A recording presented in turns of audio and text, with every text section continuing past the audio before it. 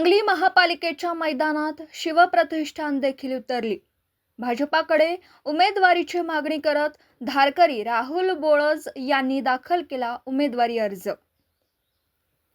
सांगली महापालिकेच्या निवडणुकीच्या मैदानात आता संभाजी भिडे यांची शिवप्रतिष्ठानचे धारकरी देखील उतरल्यात। शिवप्रतिष्ठानचे धारकरी आणि भिडे यांचे कट्टर कार्यकर्ते राहुल बोळज यांनी आपला उमेदवारी अर्ज दाखल केला। उमेदवारी दाखल करण्याच्या आधी राहुल बोळज यांनी संभाजी भिडे यांचा आशीर्वाद घेतला। यावेळी संभाजी भिडे यांच्या हस्ते नारळ फोडून सामूहिक आरती देखील करण्यात आली। त्यानंतर राहुल बोळज यांनी आपल्या कार्यकर्त्यांसह रॅलीद्वारे घोषणाबाजी करत उमेदवारी अर्ज दाखल केला। राहुल बोळज यांनी प्रभाग 14 मधून भाजपाकडे उमेदवारी मागितली। पक्षाकडून उमेदवारी डावलल्यास अपक्ष निवडणूक लढवणार असल्याचा इशारा राहुल यांनी दिला। त्यामुळे राहुल बोळज यांना उमेदवारी नाकारल्यास भाजपासाठी बोळज यांची उमेदवारी डोकेदुखी बनण्याची शक्यता नाकारता येत नाही। माझं नाव राहुल सुरेश बोळज। मी प्रभाग 14 ड मधून उमेदवारीचा अर्ज पक्षाकडे मागणी केलेली आहे व पहिल्यापासून आमच्या कुटुंब जनसंघापासून बोळज फॅमिली ही जनसंघापासून कट्टर हिंदुत्ववादी म्हणून या भागामध्ये काम करते। माझे आजोबा कैलासवासी षडाक्षरी बाळा बोळज हे या भागामध्ये जनसंघाकडून पंथी या चिन्हावरून निवडून आलेले।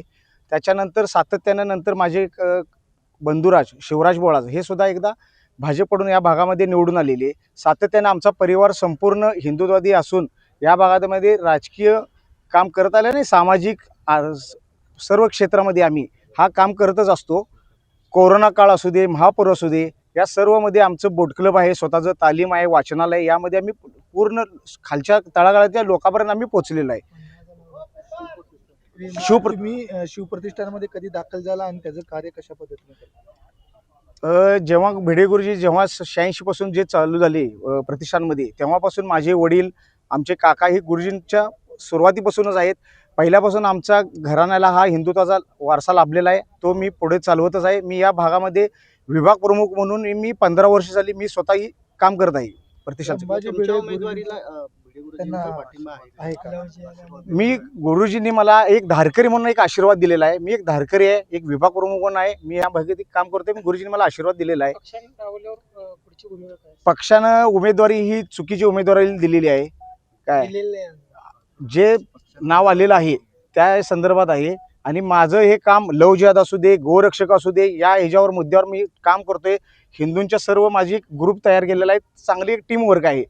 हिंदुत्व सर्व कार्यकर्त्यांचं मत आहे की आपण चांगल्या प्रकारे एक माझ्या मागे सर्वांचं हे आहे की तू राहुल दादा आपण माघार घ्यायची नाही, पूर्ण अपक्ष आपण थांबायचं ही भावना आहे।